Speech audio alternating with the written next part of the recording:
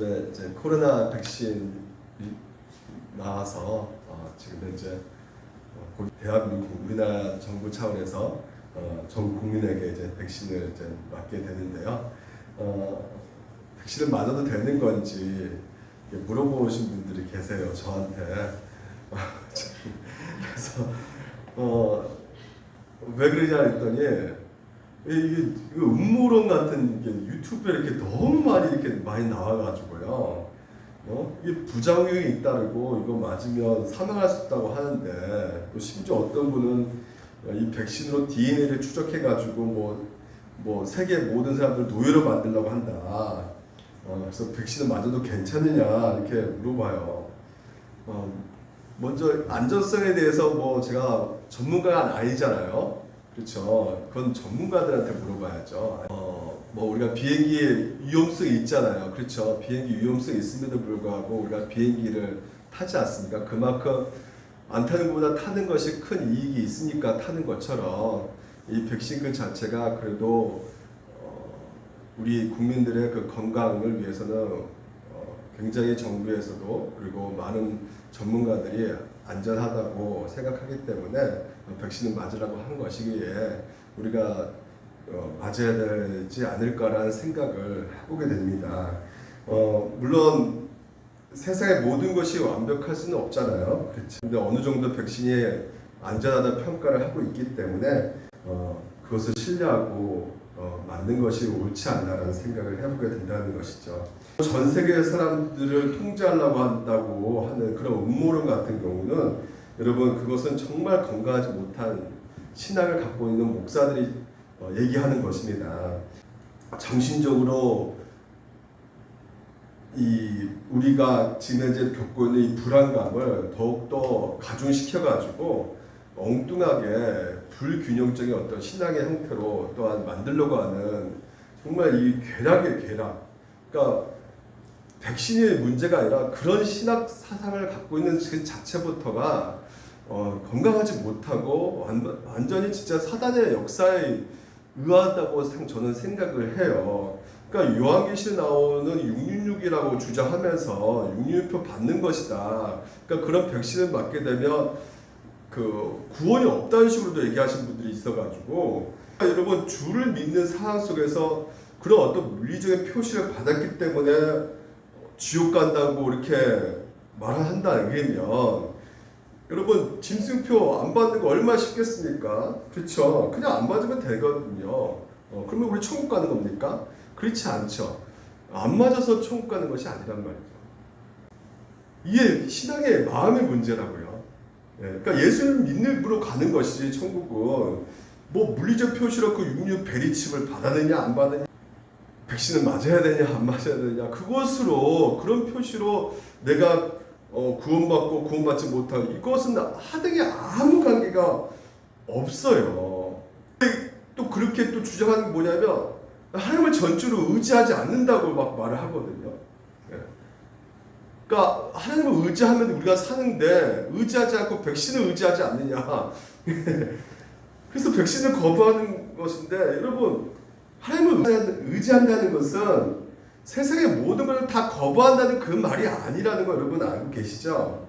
생명이 물론 하나님 앞에 달려있단 말이에요. 그거 우리가 고백하지만 동시에 우리가 집에 아침도 먹고 점심도 먹고 저녁을 밥을 먹고 있단 말이에요. 밥을 먹는 이유가 하나님께서 생명이 하나님에 달려있다는 것을 의심해서 먹고 있습니까? 예수님도 그 광야 40일 동안 금식 가운데 이제 결국 사단의 시험을 받았을 때, 그 시험 받았을 때 너 낭떠러지에서 떨어져라. 그러면 너가 하나님 아들이니까 밑에서 다 이렇게 받아줄 것이다, 천사들이. 그 시험하는 거잖아요. 근데 예수님께서 그래, 난 하나님의 아들이니까 떨어져 봐야지 이러셨어요? 떨어졌습니까? 아니죠. 하나님은 시험하지 말라고 이렇게 했어요. 내가 할 수 있는 일을 하지 않으면서 일부러 위험 가운데 불 가운데 떨어진다? 내가 나쁜 짓을 하면서 어려움에 처하면서 하나님께서 도와주신다? 보호해 준다? 이렇게 생각하고 있는 것 자체부터 바른 신앙이 아니란 말이죠. 하나님께서는 우리 가운데 인간에게 지혜를 주셔가지고 백신을 만들게 하셨어요. 이 모든 것들이 하나님께서 우리 가운데 하신 것이란 말이죠. 그러니까 지혜를 사용해서 백신을 만들었기 때문에 여러분 이건 하나님을 거부하는 것이 아니에요.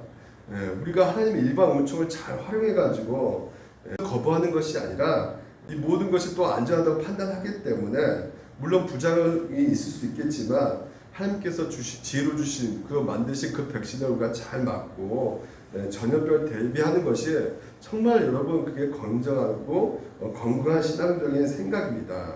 그리고 또 여러분 이 코로나19로 인해서 또 많은 사람 하나님의 심판이고 경고다 뭐 회개하라 이렇게 많이 그런 어떤 유튜브의 방송을 또 많이 보게 되는데 그래서 겁박을 주는 경우가 많이 있는데 오늘 여러분 같이 또 마지막으로 살펴볼 것이 이 본문을 통해서 이 회개에 대해서 여러분 같이 한번 정말 성경에서 말하는 회개가 무엇인가를 한번 여러분 같이 나눠보기를 원해요. 먼저 우리가 4절 읽었지만 지금 우리가 계속해서 세 번째 이렇게 살펴보지 않습니까? 제사장, 그 대제사장 위임식 가운데 모세에게 하나님께서 명령을 하시죠. 너는 아론과 그의 아들들을 회막문을 데려다가 물로 씻기라고 지금 이제 명령을 하고 계십니다. 그러니까 씻겨야 된다는 것이 가장 먼저 선행되어야 된다고 말씀을 하고 있어요. 그러면서 씻기고 나서 이전에 입었던 옷을 또 다시 입는 것이 아니라 이제 하나님께서 명령하신 제사장 의복을 철저하게 갖춰서 그들에게 입히라는 것을 지금 이제 또한 명령하고 계시는데 이 씻는다는 것은 결국 무엇을 말하는 것이냐 상징적으로 죄를 씻는다는 것이죠. 다시 말해서 우리 제사함을 받는다고 말씀을 드렸어요.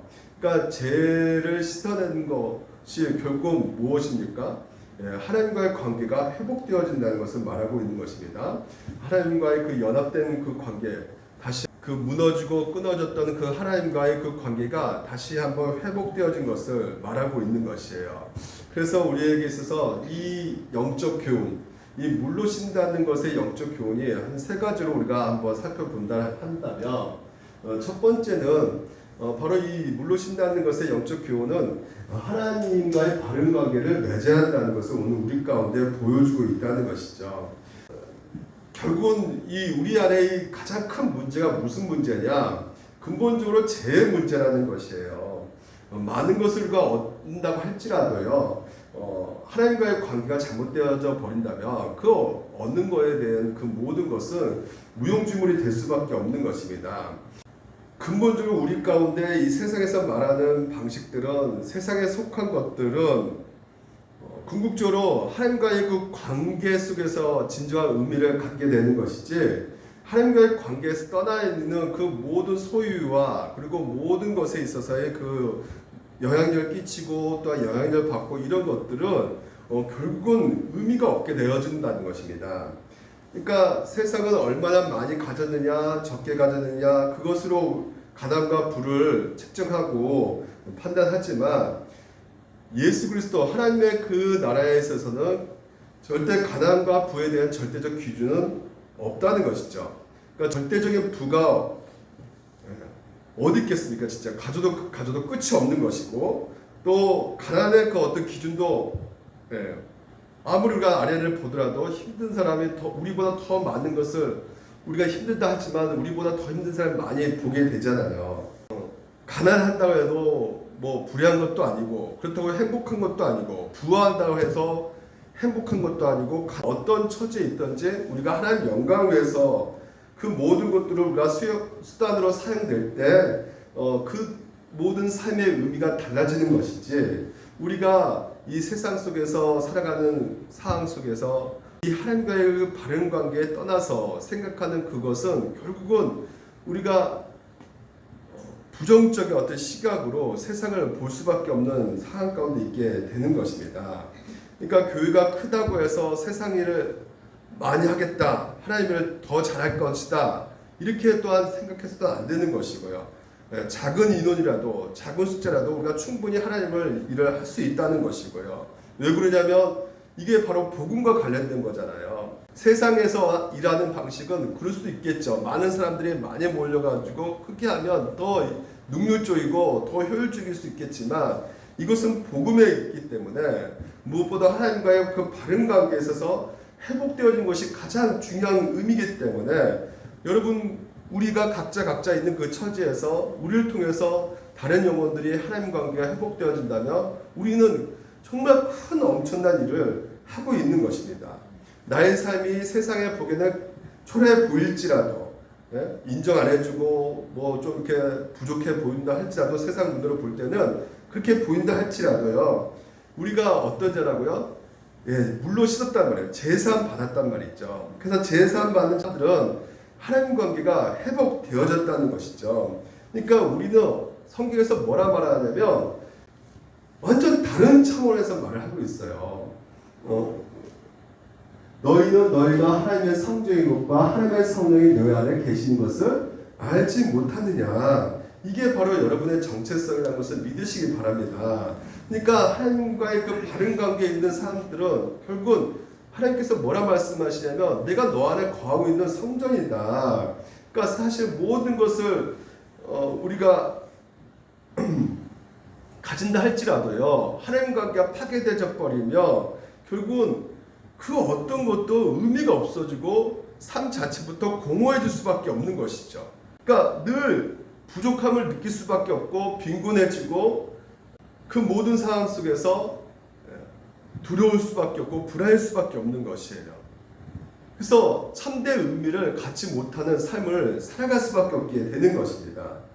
하지만 하나님과의 바른 관계가 있다면 오늘도 내가 어떤 자라는 것을 깨닫는 것이요, 내가 하나님의 성령에 거하는 전유구나라는 것을 알게 되기 때문에 내가 함부로 살 수가 없는 것이죠. 하나님은 내 안에 계시고 나와 동행하고 계시고 나와 교제하고 계시고 나의 모든 것을 이끌고 가고 계신다는 것을 알고 있는, 성령을 모시고 살아가는 자란 말이죠. 그렇기 때문에 얼마나 여러분의 그 존재 자체가 이 세상 그 어떤 보다 가장 크다는 것이에요. 그래서 이것을 알게 되면 더 많이 우리가 알게 되면 세상에 가치를 두고 있는 것에 대해서 우상으로 보지 않고, 또한 내가 가진 것이 너무나 크고 너무나 값진 것이기에 여러분 값진 것을 갖고 있다면 어떻게 행동하겠습니까? 더 멋있는 모습으로 서 있지 않겠습니까? 그러니까 내가 있는 그 삶 가운데 더 최선을 다하는 삶, 어려운 사람들에게 또 자비를 베푸고 궁유를 베푸고, 그리고 어떤 상황이 내 인생 가운데 일지라도 낙심하지 않고, 왜요? 내가 성령이 거하는 전이기 때문에 하나님께서 나와 함께하고 계시기 때문에 결코 내가 그렇게 세상 가운데 세상 사람들과 똑같이 살지는 않겠다는 것이죠. 두 번째는 뭐냐면 씻는다는 것은 생명을 취하는 것에 있다라는 것이에요. 씻는다는 것은 결국은 있기 위해서 씻는 것이에요. 그러니까 취할 것이 있단 말이죠. 내가 가질 것이 있단 말이죠. 이렇게 말하고 있어요. 큰 집에는 큰 그릇과 은그릇뿐이 아니라 나머지 그릇과 질그릇도 있어 귀하게 쓰는 것도 있고 천하게 쓰는 것도 있나니, 그러므로 누구든지 이런 것에서 자기를 깨끗하게 하면 귀히 쓰는 그릇이 되어. 보시면 우리가 번영주의, 아까 성공주의 여러 가지 우리가 그런 잘못된 개념을 갖고 있다면 우리가 질그릇, 뭐 나무 그릇, 왜 이 창피스러워 부끄러워, 금그릇, 최소한 은그릇은 돼야지, 금그릇은 돼야지, 이런 생각을 가질 수밖에 없지만 성경에서는 하나님께서 오늘 여러분에게 그 질그릇, 나무 그릇 이게 중요하지 않다고 말하고 있어요. 금그릇, 은그릇 이게 그런 그릇이 중요하지 않다고 말하고 있어요. 너희들 세상 꼭대기 올라가는 거 그런 거 중요하지 않다고 말하고 있어요. 뭐라고 말합니까? 깨끗한 그릇을 씻는다고 말씀하고 있는 것이죠. 그러니까 깨끗한 그릇을 쓰신다는 것은 무엇입니까? 하나님의 은혜가 어디서 부어지는 것입니까? 깨끗한 그릇이에요. 그러니까 오늘도 우리가 현실적으로 살아가는 모든 삶 가운데 하나님의 은혜를 받고 있잖아요. 근데 여러분, 하나님의 은혜를 충만하게 누리기 위해서는 어떻게 되겠습니까? 깨끗한 그릇이요. 그러니까 내가 깨끗하지 못하니까 하나님의 눈에 보이지 않는 그 은혜를 볼 수가 없는 거예요. 지금 현재 하나님의 은혜가 넘치도록 넘쳐 흘러가고 있는데도 불구하고 우리가 그것을 깨닫지 못하고 있다는 것이죠. 그래서 모세가 대제사장 위임식 가운데 먼저 해야 될 것이 무엇이냐? 죄를 제거하고, 그럼 죄를 제거하면 무엇을 취하게 되는 것인가? 그렇습니다. 은혜를 우리가 더욱더 깨닫기 때문에 우리의 삶에 생명이 부어질 수밖에 없는 것이죠. 그러니까 생명을 취하게 되는 것이란 말이죠. 여러분, 죄의 속성이 무엇입니까? 죄의 속성 사망이라고 그러죠. 그러니까 사망은 무엇입니까? 결국은 영적으로 보게 되면 단절시키고 파괴시킨단 말이에요. 죄는 달콤함을 주죠. 처음에는 우리를 유혹할 때 굉장히 달콤함을 주지만 나중에는 쓰라림을 안겨준단 말이죠.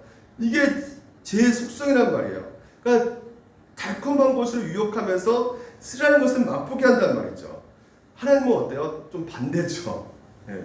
우리 쓴 것을 주시지만 나중에는 어떻습니까? 예. 단 것을 맛보게 해주신 것이 우리 하나님 은혜 아니겠습니까? 많은 사람들이 이것을 모른다. 당장 나에게 오는 그 달콤함을 추구하는데 결국은 이것이 우리 가운데 파괴력을 가져오고요. 단절감도 가져오게 되고 이 죄라는 것이 결국은 소외감도 가져오게 되고 이 죄라는 것이 우리 가운데 수치감을 가져온다는 것이죠. 그래서 여러분, 우리 가운데 뭐가 중요하냐? 깨끗함이 중요하다는 것이에요. 정결하는 것이 굉장히 중요한 것입니다. 삼자의 부유에서 우리 아버지 유산을 이제는 미리 받아가지고 가까운 데 가니까 멀리 갑니까? 멀리 가버리죠, 아들이. 그래서 친구들 잘못 만나가지고 쾌락과 방탕 속에서 사귄 그 친구들, 나중에는 친구들이 뭐 돌아봐요. 그러니까 쾌락과 방탕이 끝나면 다 버리게 돼 있단 말이죠. 그래서 친구들이 보니까 배신감도 느끼고, 그래서 배고프니까 돼지 쥐어 열매, 소위 말하면 사료를 먹는 것이죠. 그래서 가장 행복했던 시절이 바로 아버지와 같이 있었던 그 시절이 가장 행복했던 것을 깨닫게 되는 것이죠.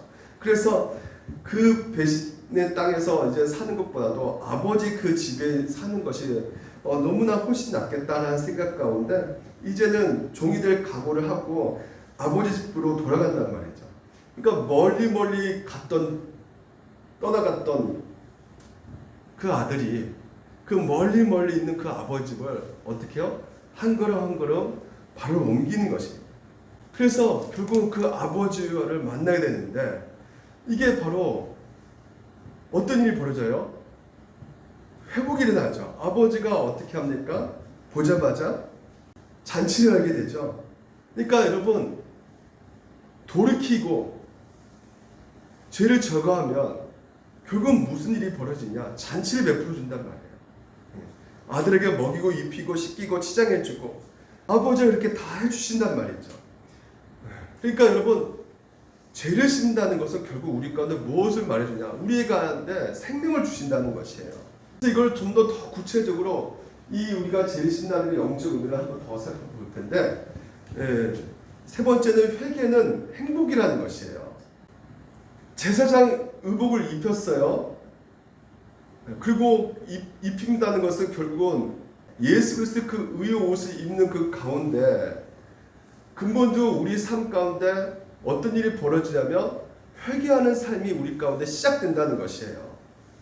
회개의 초점을 우리가 자꾸만 눈물로 생각하는 경우가 많이 있거든요. 근데 포커스는 눈물이 아니라 변화의 능력이라는 것을 여러분 믿으시기 바랍니다. 회개는 변화예요.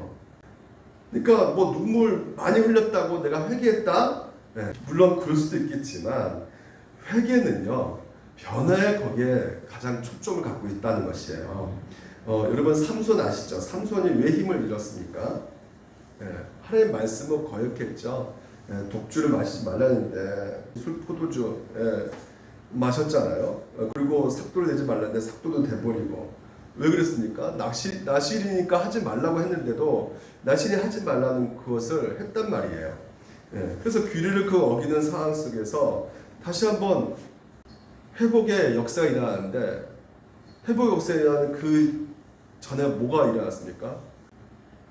자기가 다시 한번 삶을 돌아보니까 하나님의 말씀 어겨서 이런 거구나. 그래서 돌이킨 거예요.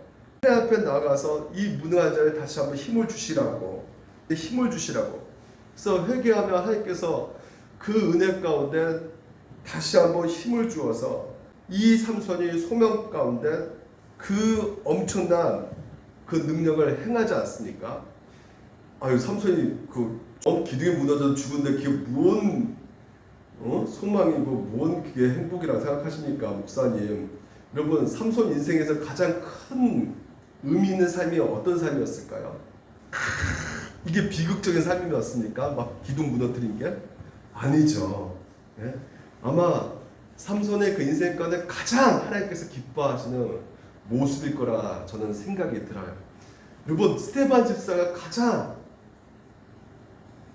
하나님 보시기에는 기뻐하신 모습이 어떤 모습이었을까요? 돌에 맞았을 때, 여러분, 우리가 보기에는 가장 불행하다, 저희 인생 진짜 비참하다 생각하겠지만, 성경에 보게 되면 스데반이 돌에 맞아 있을 때 예수님이 어떻게 계셨다고 그래요? 앉아 계셨다고 그래요? 서서 계셨다고 그래요? 요한계시를 보면 예수님은 보좌 우편에 앉아 계신다고 그래요.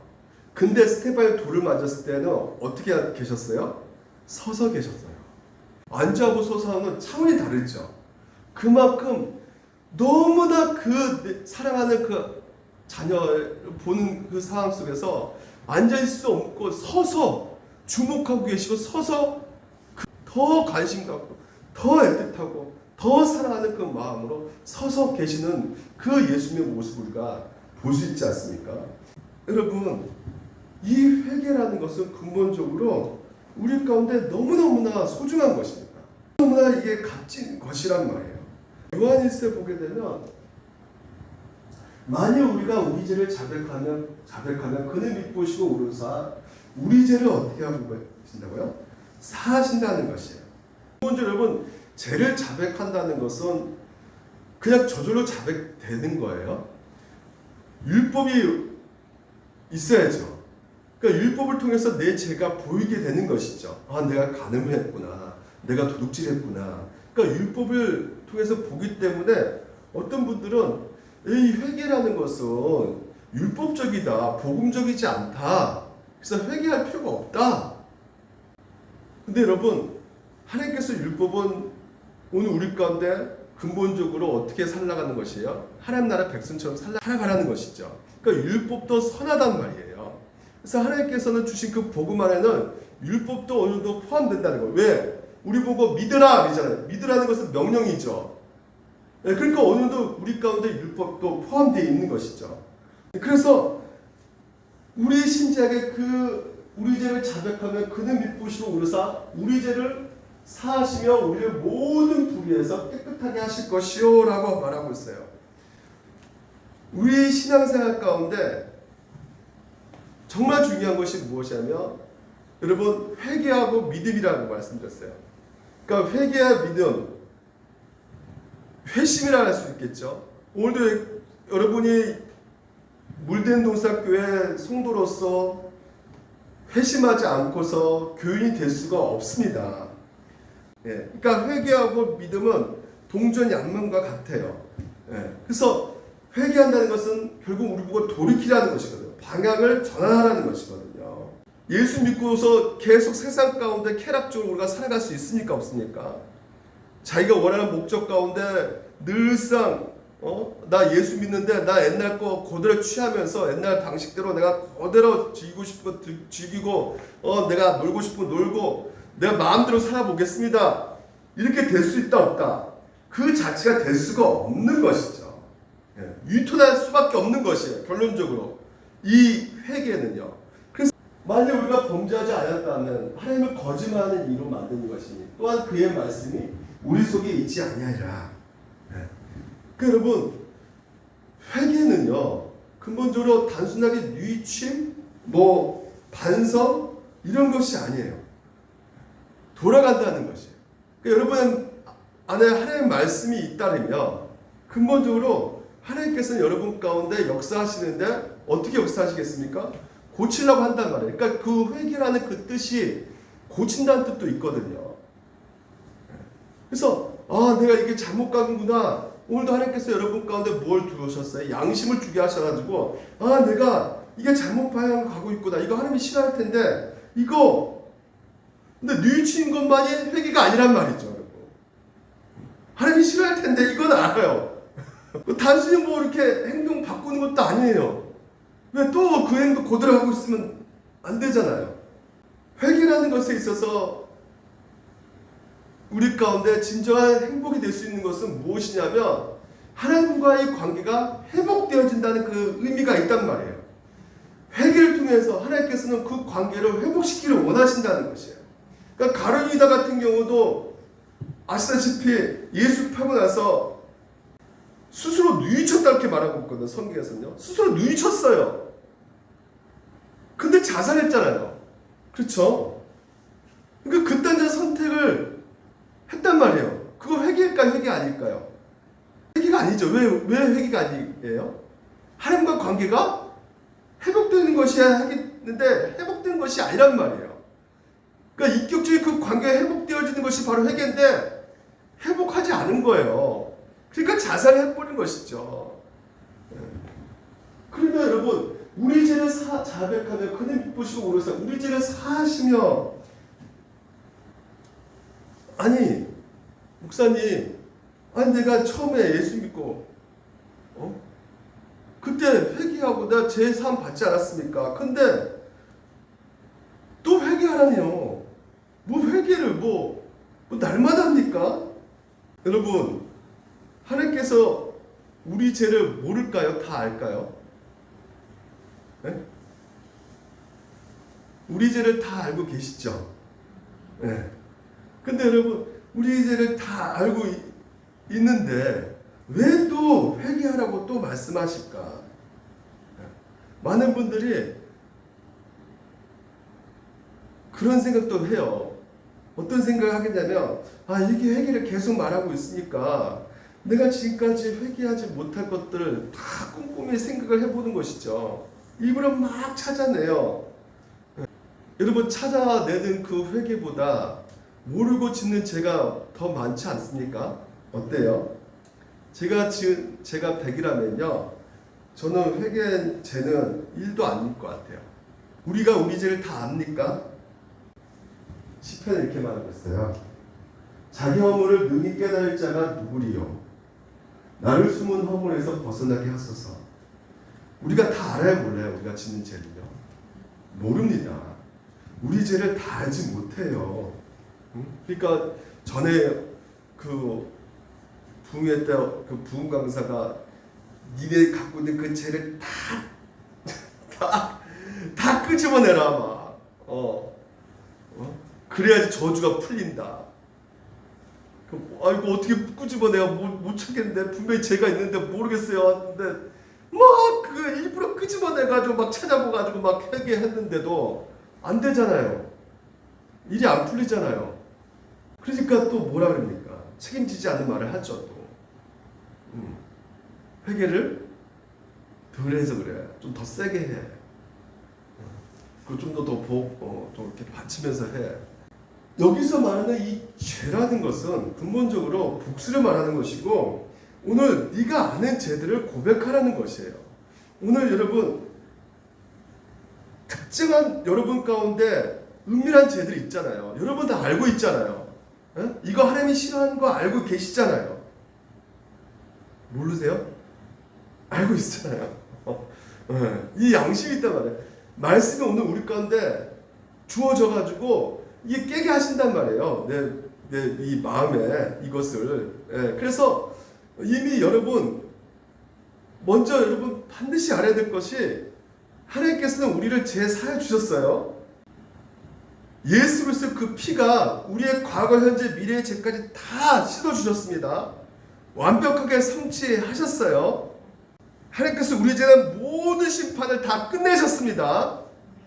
아멘. 예수님께 그 모든 죄, 우리의 형벌을 예수님께 다 부으셨어요. 아멘. 그러니까 예수님의 진노를 다 받았어요. 그러니까 예수 그리스도를 믿는 자들에게는 더 이상 하나님께서는 심판하지 않으세요. 너 모르는 죄가 있지? 그 죄, 너 죄 때문에 너 저주받고 심판받고 너 지금 일이 안 풀리가 이런 분이 아니시란 말이에요. 예? 네가 죄를 알지도 못하는 그것 때문에 하나님께서 너 가만히 두지 않는 거야. 이런 거 없단 말입니다. 십자가에 다 사해 주셨단 말이에요.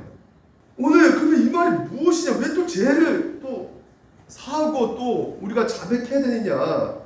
여러분, 하나님께서는 오늘 여러분과 같이 아까도 말씀드린 것처럼 그 은혜를 누리기를 원하신단 말이에요.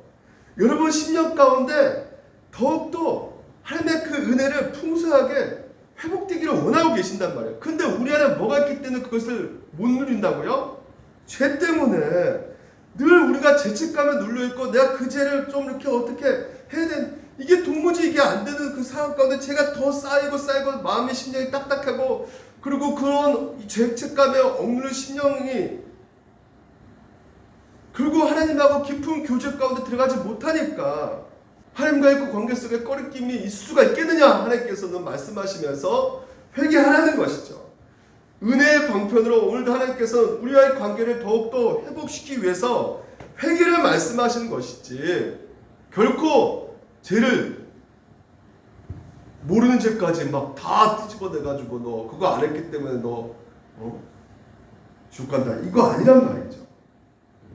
회복을 원하고 계신단 말이에요. 하나님께서는 회개를 통해서 하나님께서는 우리에게 있어서 죄를 지은 적조차 없는, 죄를 알지도 모르는 그 그리스도를 더욱더 바라보게 하시고, 그래서 우리가 자백하면 우리를 어떻게 하신다고요?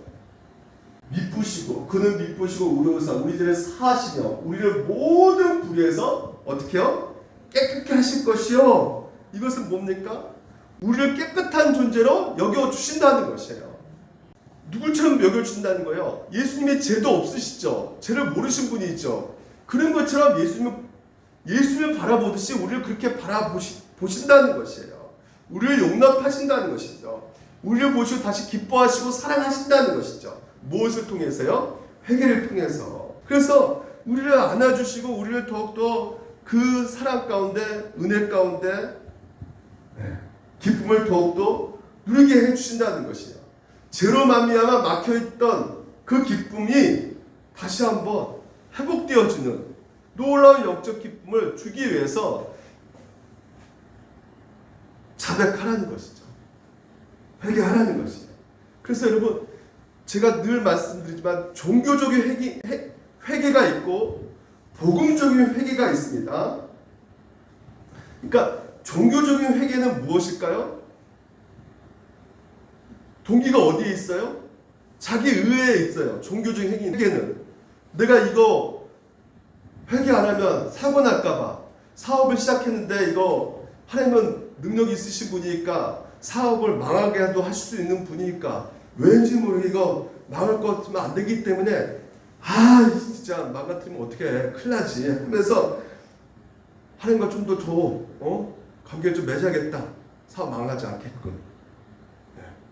그 근본적으로 거기에 많은 동기가 어디 있는 것이에요? 자기의 의에 있다, 자기의 중심에 있단 말이에요. 이런 것이 바로 종교적 회개란 말이에요. 거기에는 기쁨이 있을 수 있을까요, 없을까요?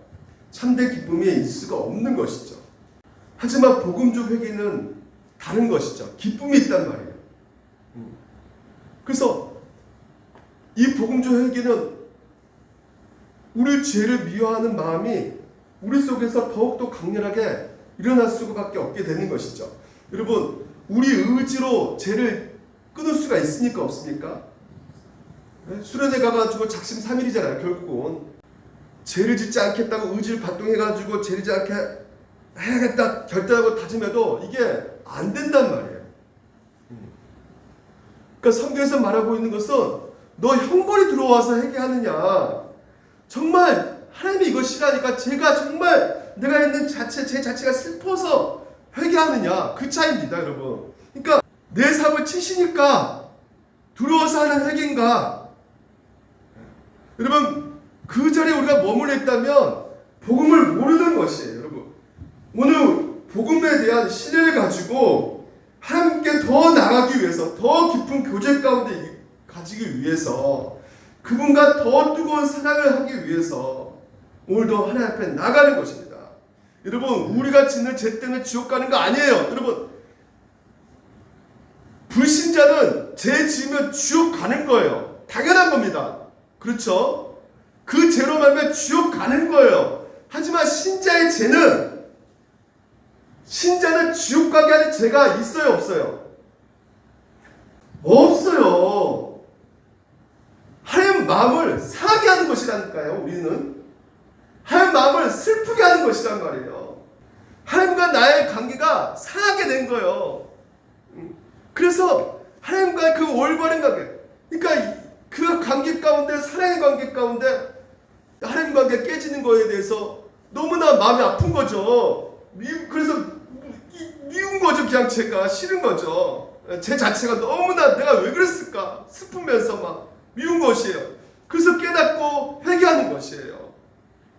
그러니까 마음을 상하게 한다는 것은 결국 무엇이에요? 인격적인 그 관계적인 것이라는 것이에요. 다시 아버지께로 돌아간다는 것이죠. 이게 바로 종교적 회개하고 복음적 회개의 차이라는 것이죠. 그러니까 제 용서의 근거가 이 종교적 회개는 자기 의와 연결되는 것이고, 내가 이 정도 울었으니까 하나님께 용서해 주시겠지. 내가 이렇게 죄를 지었는데 내가 이렇게 그나마 헌금 내가 5천만 원 내가 했으니까 하나님께 용서해 주겠지. 카톨릭 같은 경우는 어떻게 합니까? 고행을 하죠. 사순절 같은 경우는 막 진짜 심지어 필리핀 같은 데는 십자가 못을 박는 사람이 있단 말이에요. 자기 몸에다가. 내 이 정도 했는데 내 용서하지 않겠어? 그건 뭐예요? 자기 의잖아요. 이게 바로 종교적 행위고, 이것은 하나님 모욕하는 것이란 말이에요. 복음은 이미 예수님께서 우리 십자가에 죽으셨기 때문에, 이미 그분이 나의 모든 죄를 다 용서해 주셨기 때문에, 그분이 내가 달려야 될 그 십자가, 내가 벌거벗어야 될 그 십자가, 그래서 그 모든 것에 하나님께서 우리를 깨끗게 하시는 그 사랑 가운데 오늘도 내가 하나님과의 관계 가운데 나의 또 늘상 일어나는 이 죄성 가운데 하나님의 마음에 아프게 하고, 그래서 그 앞에 뭡니까? 그는 미쁘시고 의로사예요. 신실하신 하나님이에요. 하나님은 그냥 즉흥적으로 움직이시는 분이 아니라 신실하시다는 것은 약속에 따라서 움직이신다는 말이에요. 그러니까 이미 우리는 죄 사해 주셨고 지옥 가게 갈 죄는 없어요. 다 용서해 주셨단 말이에요. 하지만 관계를 회복시키기 위해서 오늘도 우리를 미쁘시고 그분 신실하신 분께서 하나님께서 우리 관계를 회복시키기 위해서 하나님께서는 회개하라고 말씀하고 계신다는 것이죠. 여러분, 회개합시다. 하나님께서는 오늘 우리의 모든 것을 다 받아주세요. 그리고 우리가 자백하면 보통 판사 앞에서 자백하는 거하고 아버지 앞에 자백하는 거 다르잖아요. 아버지 앞에서 내 죄를 인정하면서 자백하면 아버지가 안아주시죠. 아유 그래 고맙다. 내가 기다렸다. 네 그런 말 하기를. 그러니까 여러분 아버지 앞에 자백할 수 있는 이 모든 것이 어디서 나오는 겁니까? 이 자신감이요. 믿음에서 나오는 것이죠. 그렇지 않습니까? 오늘도 약속에 대한 그 믿음 가운데 우리가 하나님 앞에 자백하는 거 아니겠습니까? 이 복음에 대한 믿음 때문에, 오늘 이 사실을 알기 때문에 우리가 더 하나님 앞에 어떻게 해요? 담대하게 나가서 하나님 앞에 우리 죄를 고백할 수 있는 것이잖아요. 그리고 하나님께서는 우리 가운데 어떻게 하십니까? 아버지 품에 안기면 그 탕자가 아버지 품에 안기니까 그 연합 가운데 기쁨 가운데 자기 아들로 또 회복시켜 주시고 더 안아주시고 살아갈 힘을 모든 걸 다 챙겨주시고, 그 금가락지가 얼마짜리겠습니까? 비싼 거예요. 그 은혜를 주신다는 거예요. 그래서 여러분 우리가 살아가는 모든 삶 가운데 회개는 날마다 해요. 날마다. 행복해지려면 날마다 하셔야 되는 겁니다. 기쁨 넘치려면 날마다 하셔야 되는 것이에요. 제 뿌리가 뭐냐? 그리스도 안에서 기쁨의 결핍이 생긴단 말입니다. 여러분 정말 기뻐하라 했는데 근본적으로 내 안에 기쁨이 없다는 것은 여전히 뭐예요? 하나님을 신뢰하지 않기 때문에 내가 불안한 거죠. 여러분 하나님을 신뢰하지 않기 때문에 우리가 불안한 거예요. 두려움이 왜 옵니까? 하나님을 제대로 믿지 않고 있기 때문에, 믿지 않고 있기 때문에 그렇단 말이에요. 그렇기 때문에 이런 불안감이 우리 가운데 연약한 믿음이 있으니까 우리가 하나님 앞에 내가 신뢰하지 않고 있군요. 하나님 믿음 주세요. 나가는 거죠. 그리고 우리가 왜 교만합니까? 남을 왜 깔고 뭉개고, 그리고 누가 나한테 한마디 말하면 잠이 안 오죠.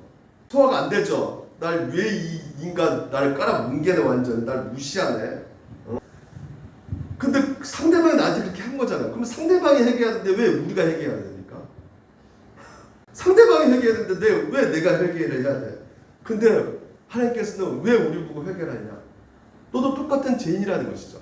우리가 똑같은 죄인이기 때문에 그 모습을 통해서 우리의 죄의 모습을 보게 되는 것이죠. 그래서 나의 모습도, 나의 태도 그런 모습을 가지고 있구나. 그래서 하나님 앞에 이 오만함, 교만함, 내가 저 사람한테 내가 피해를 주는데 왜 저 인간은 나한테 그렇게 행동해? 왜 내가 저 인간 때문에 내가 비난을 받아야 돼? 그럼에도 불구하고 회개하라는 것이에요. 왜? 우리는 자신은 스스로가 사람들에게 인정받기를 원하죠. 사람들한테 더 칭찬받기를 원하죠. 근데 성경에서 뭐라고 합니까? 이미 너는 하나님께서 용서 다 해주시고 너를 완전히 인정해 주셨고 우리를 다 받아주셨다고 말씀하셨죠. 예? 그렇기 때문에 하나님보다 사람의 칭찬과 인정을 더 구했던 것에 있어서 하나님 앞에 회개하는 것이죠. 내가 사람을 쫓아갔군요. 사람에게 인정받으려 했군요. 사람들에게 더 그런 것에 있어서 칭찬받고 인정받고 하나님께서 다 나를 받아주셨는데, 나를 하나님께서 인정해 주셨는데, 그래서 자기 중심성, 누가 날 깎아내리고 날 어떻게든지 나를 이렇게 불친절히 하고 막 여러 가지로 여러분 가운데 하는 상황 속에서 또 우리 안에 조급함도 있잖아요. 그렇지 않습니까? 못 참는 거죠. 못 참는 거. 예? 왜 하나님 나 이렇게 못 참을까요? 근데 여러분 그럴 때마다 또 누구를 보아야 되는 것이요? 예수 그리스도. 예수 그리스도 우리를 오래오래 참아주셨죠. 끝까지 기다려주셨죠. 그래서 그 주님을 그런 회개 가운데 생각하라는 것이에요. 불안도 마찬가지입니다. 오늘 내 삶 가운데 불안하고 염려하는 거 하나님께서 용기 주셔야 되잖아. 담대함을 주셔야 되잖아. 이 상황 속에서. 그러면 하나님 앞에 회개해야 되는 거죠. 내가 하나님을 믿지 못해서 지금 이제 내가 불신하고 가지고 내가 불안하고 있습니다. 근데 이 모든 것을 하나님께서 그 불안 가운데서 예수님께서 빌라도도 정변하셨고 그 십자가도 예수님께서 회피하지 않고 그 두려움 가운데 직면하셔가지고 그 모든 것을 우리 위해서 책임져 주시고 그 십자가 달려 죽으셨기에 그 하나님을 더욱더 바라보면서 오늘도 하나님을 신뢰하는 그 믿음 가운데 회개하면서 나갈 수 있게 되는 것이죠. 그래서 근본적으로 정리합니다. 이 회개는 왜 하나님께서 날마다 하는 이유가 무엇이냐? 이 회개야말로 우리 가운데 복이고 그것은 궁극적으로 우리를 거룩하고 흠이 없게 만드는 거룩을 이루는 길이란 말이죠. 디모데전서 분명히 말합니다. 몸의 훈련은 약간의 유익이 있으나 경건의 훈련은 모든 면에 유익하니 이 세상과 장차 올 세상의 생명을 약속해 줍니다. 오늘도 이 회개를 통해서 하나님께서는 여러분 가운데 이 땅에서도 생명을 준다는 것이에요. 경건의 훈련, 회개 훈련하셔야 되는 것이에요. 날마다 우리가 이 연습을 해야 되는 것입니다. 이것이 우리 가운데 생명을 주기 때문에 회복의 역사를 주기 때문에 그래서 아까 요한일서 우리가 그 9절 위에 7절을 보게 되면 이렇게 말하고 있어요. 그가 빛 가운데 계신 것 같이 우리도 빛 가운데 가면 우리가 서로 사귐이 있고 그 아들 예수 피가 우리의 모든 죄에서 깨끗하게 하실 것이요. 이미 그 아들 예수 그리스도가 모든 죄에서 깨끗하게 했기 때문에 너희들은 단지 망할까봐 죄 고백 회개 안 하면 지옥 갈까봐 그렇게 가지 말고 뭐라고요? 이쁘시고 의로우신 그분을 바라보면서 하나님 앞에 그 관계, 그 행복을 누리기 위해서 회개하라는 것이에요. 오늘도 여러분 그래서 같이 한번 이 시간